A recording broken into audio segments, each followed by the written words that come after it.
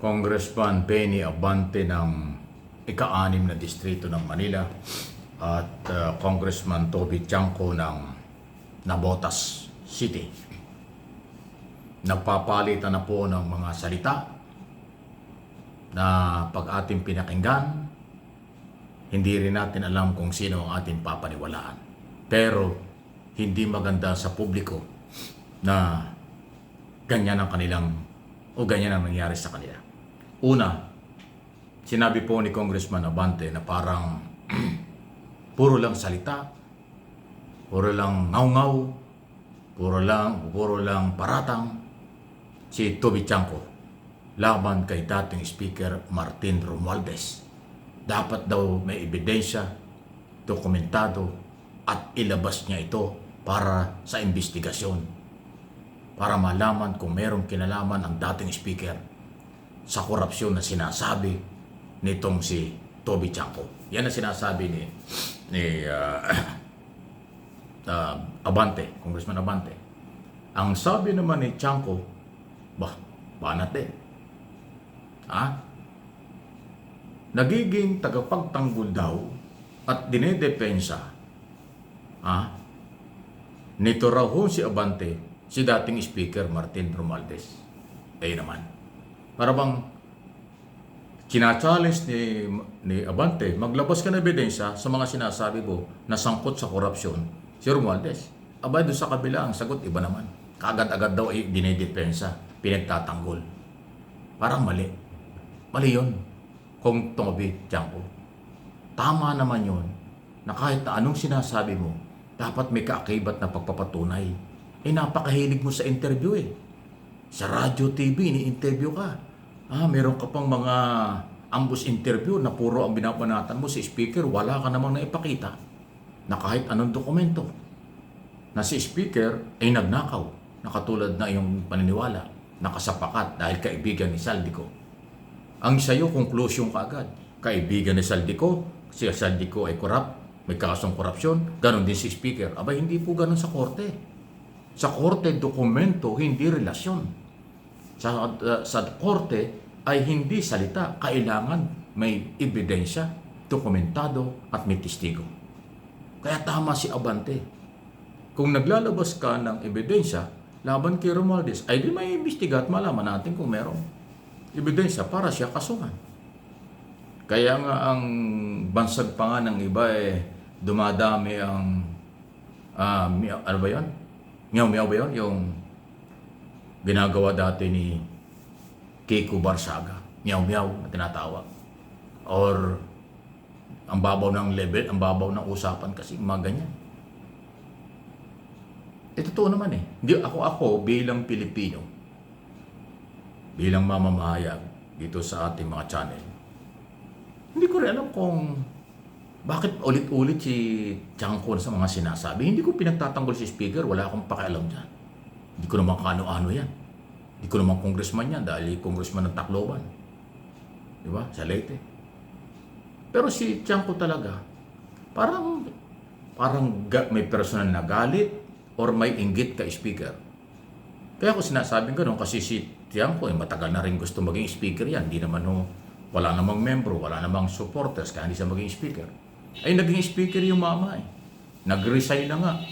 Delikadesa para harapin kung ano man yung mga paratang at makabawi ang Kongreso sa masamang imahe. Bakit ngayon dinudurog mo pa paliwat kanan sa social media?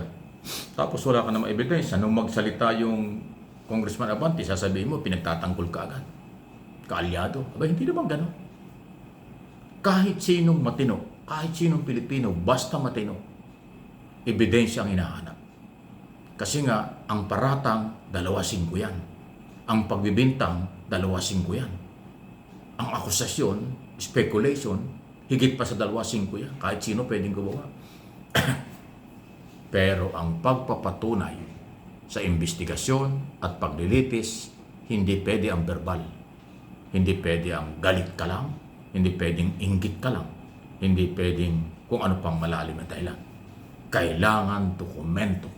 Kung wala ka niyan, tama yung nagsasabi. Nag-iingay ka lang.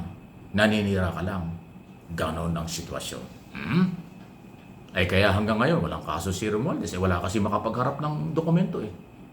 Merong isang testigo na si Orly Gotesa na dala-dala ni Marcoleta, ay sablay na sablay naman. Ultimo yung binabasa, halatang-halatang hindi kanya kasi hindi niya mabasa. Putol-putol pa. Tapos mula nun, wala na. Parang shotgun, nagpunta ng Senado, kumanta ng kumanta, nagsalita kung ano. Tapos na wala ng follow-up, gano'n na yun. Ano ebidensya doon? Alam naman yung kanyang pagtuturo ay magiging ebidensya na yun para ikulong ang isang tao. Abay, madaling gawin yun. Kawawa naman.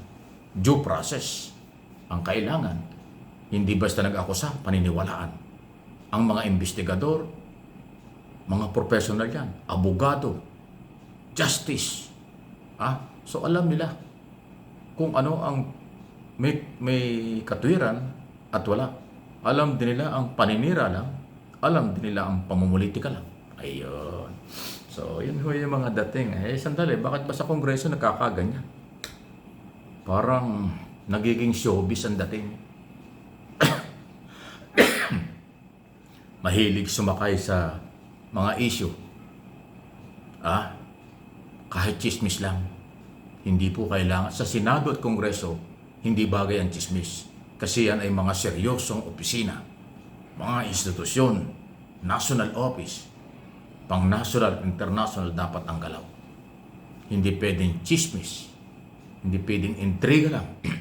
Hindi pwedeng puro paninira lang.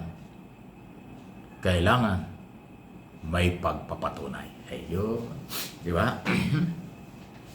Tayo naman ay nag-o-observe lang sa kanilang mga galawan.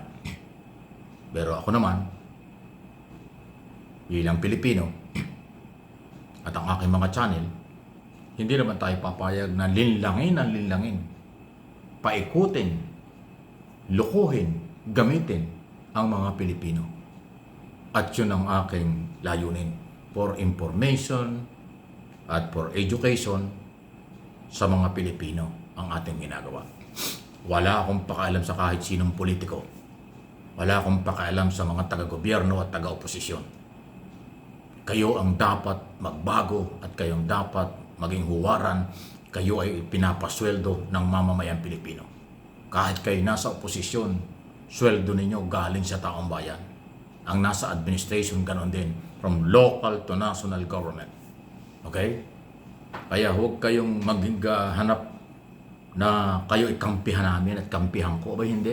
Hindi ko obligasyong kampihan kayo. Kung tama yung ginagawa, ibabalita akong tama, pero hindi yung pagkampi. Pag mali ang yung ginagawa, abay, ibabalita ako at bibigyan ko pa ng opinion na mali kayo. Kasi ang public official, public servant, dapat hindi nagkakamali. Dahil kayo ay lingkod bayan. Dapat tama lang. Pangalawa, dapat hindi kayo balat sibuyas. Hindi dapat kayo onion skin. Kasi kayo ay laging subject for criticism dahil kayo ay government official. Pero ng bayan ang sinusweldo nyo. Ganun lang yun. Please like and share. Subscribe and follow sa ating mga channel.